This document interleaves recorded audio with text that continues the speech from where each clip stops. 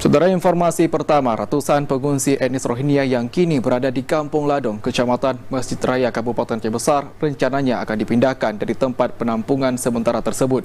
Mereka rencananya juga akan dipindah ke rumah detensi imigrasi Medan di kawasan Belawan, Sumatera Utara.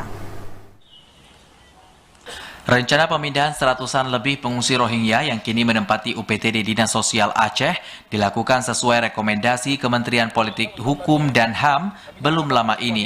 Menurut Ketua Pelaksana Harian Satgas Penanganan Pengungsi Luar Negeri Aceh, seluruh pengungsi di Kabupaten Aceh Besar rencananya akan dipindahkan ke Rudenim milik Kantor Imigrasi Medan di kawasan Belawan. Pemindahan sedianya telah dilakukan 2 April lalu atau lebih cepat dari pemindahan 140 pengungsi Rohingya di Kabupaten Pidi.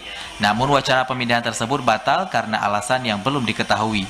Dihubungi melalui sambungan telepon, Mas Rimin mengatakan belum mendapat informasi terkait alasan penundaan tersebut. Begitupun pihak IOM dan UNHCR dikatakan masih berkoordinasi dengan Imigrasi Medan terkait jadwal pemindahan. Seperti diberitakan, seratusan lebih pengungsi etnis Rohingya kini berada di penampungan sementara di Panti Asuhan UPTD Dinsos Aceh di Kabupaten Aceh Besar. Mereka merupakan pengungsi yang masuk ke Aceh melalui 3 pesisir pantai di Aceh Besar dan pengungsi Rohingya yang masuk melalui Aceh Barat Daya.